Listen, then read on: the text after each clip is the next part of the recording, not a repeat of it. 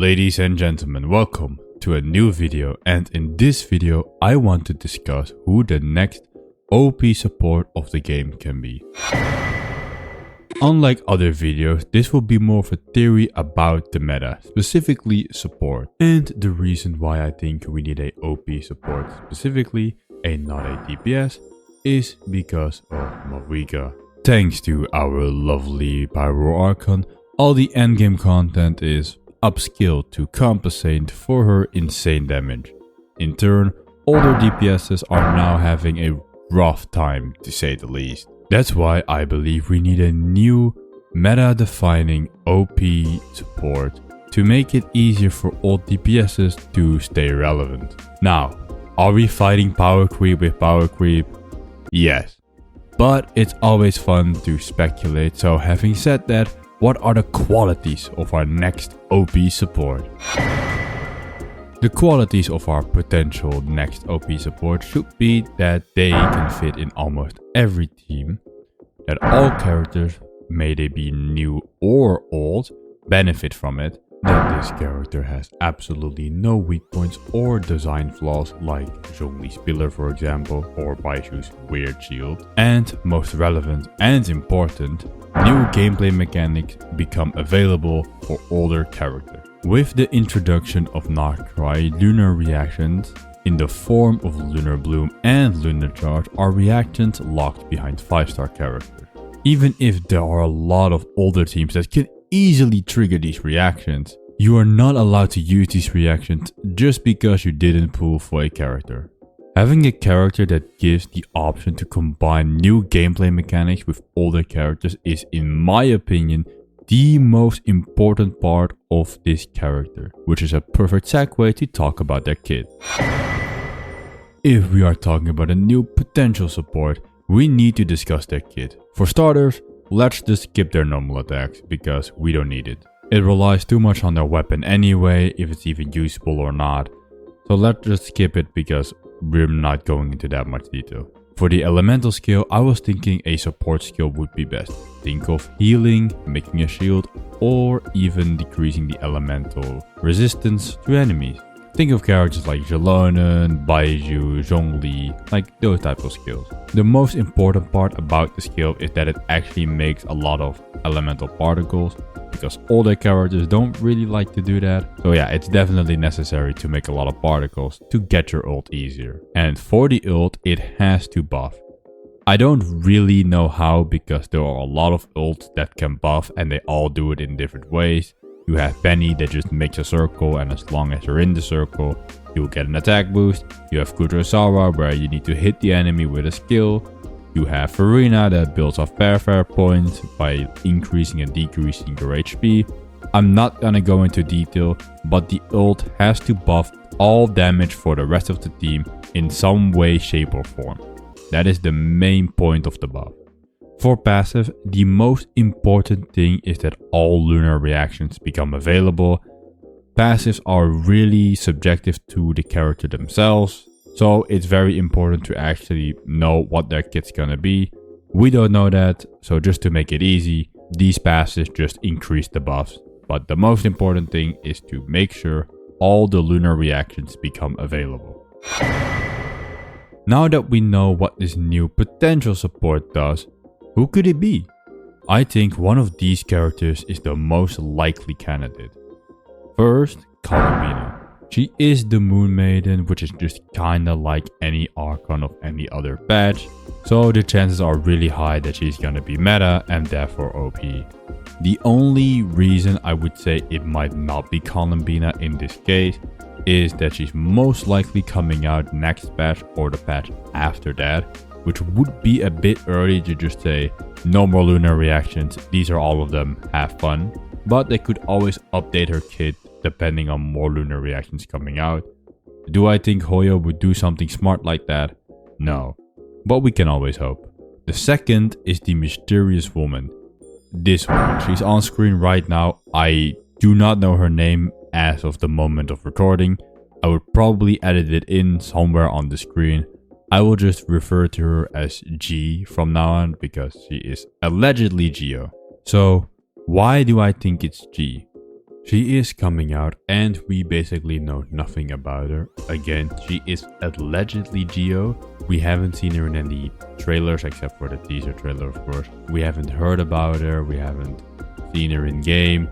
So I believe she might be a good candidate just because there aren't any details known about her of what she could be. The only thing I've heard, which are obviously rumors, is that she's gonna give us Lunar Crystallize, which I hope they do, and it's gonna be good. I really hope Lunar Crystallize is good, because I'm a Noelle main and I need that shit right now. And finally, Nicole, also known as N from the Hexen Circle. She has been strangely present in the story in the same way Alice was, so maybe she will be playable in the future. So yeah, it could be any one of these characters. We don't know, because after all, it is just a theory. Not a game theory, just a normal theory. Or, well, I would like to theorize that N will be playable, but I can't. Because leakers exist, and I fucking hate them. And here is where I'm gonna gut myself off.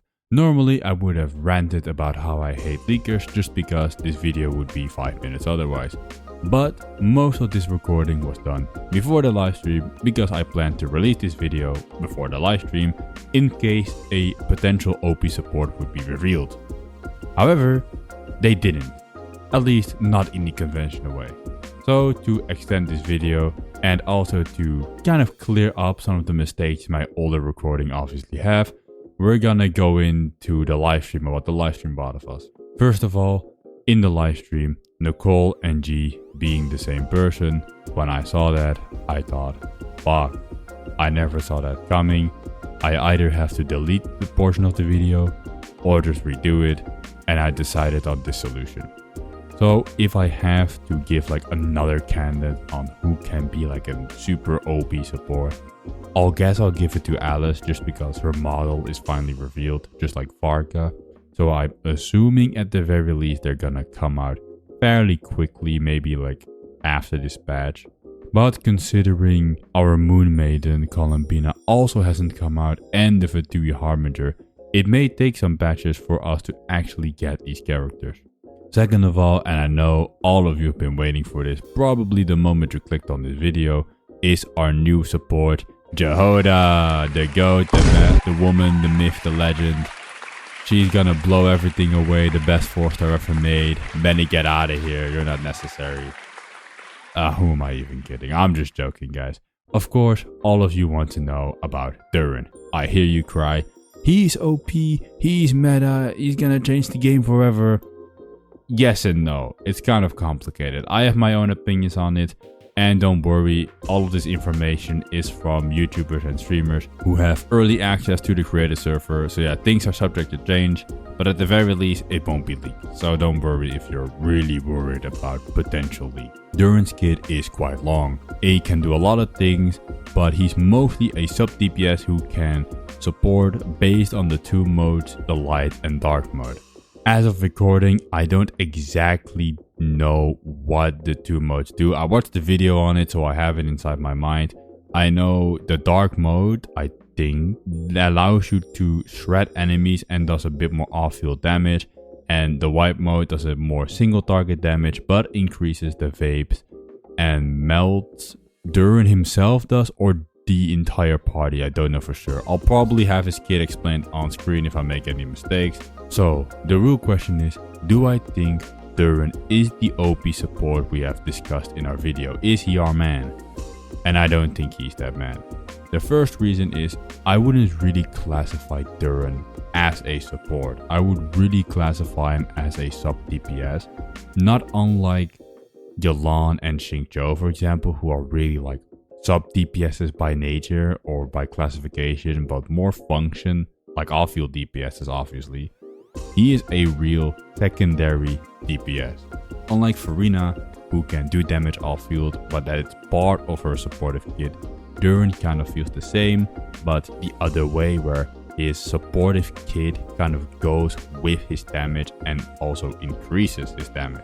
He does have some supporting elements like being able to shred resistances and even, I think, give a damage buff to the entire team, I don't know for sure. But it's not on the same level of even just ordinary support on how much they buff. It really feels like his kit was meant to do off-field damage with a little bit of OP support to the side. And Jazz, Duran making all their characters more viable and giving them new moves is very interesting, I will not lie. I think as of now, that ability is probably Duran's biggest selling point, and if they extend upon it, making more characters from Mondstadt, for example, give that same treatment where, I don't know, Noelle, Lisa, Kaya, Amber, like all those characters, I think Duran would be more valuable if that was the case. If he had every single Mondstadt character under his wings and not just the few we have.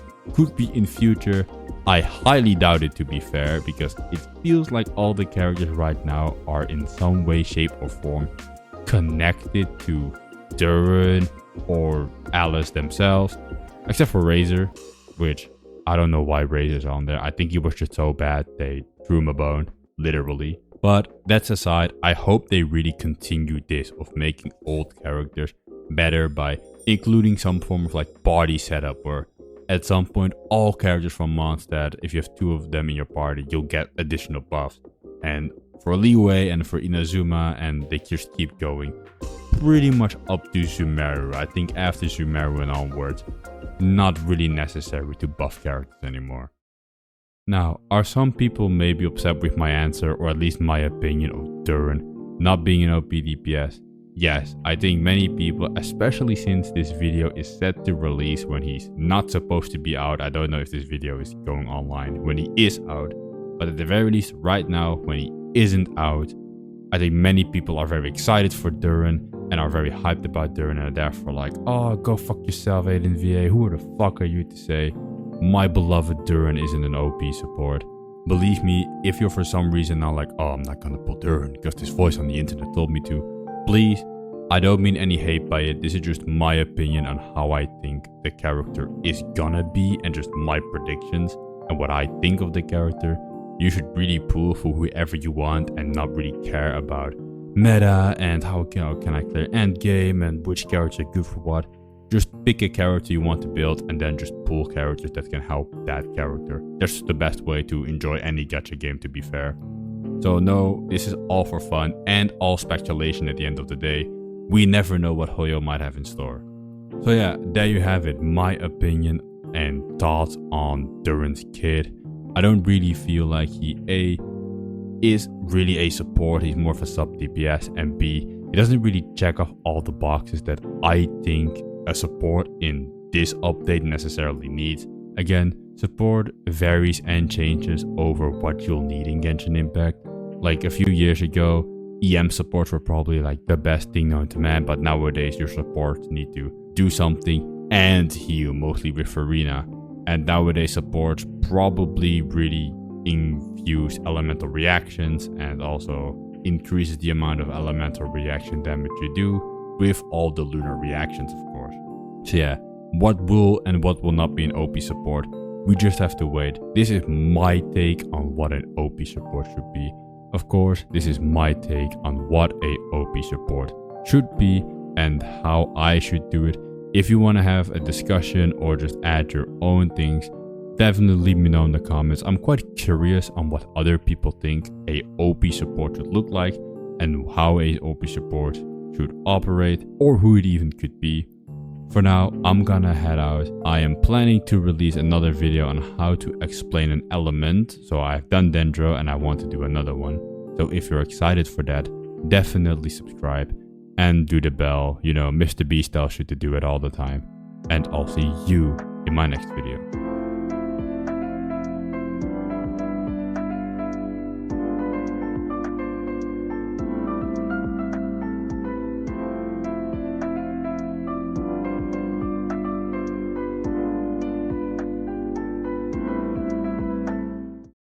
And if you want to cover Jehoda, not to be mean, but I think her kid is ass. I think the best, most valuable thing she gives is that you now have a F2P friendly version of getting Lunar Ascendant and not having to need to pull a 5-star character. But still, I don't really think Jehoda's kid, at the very least, is very good.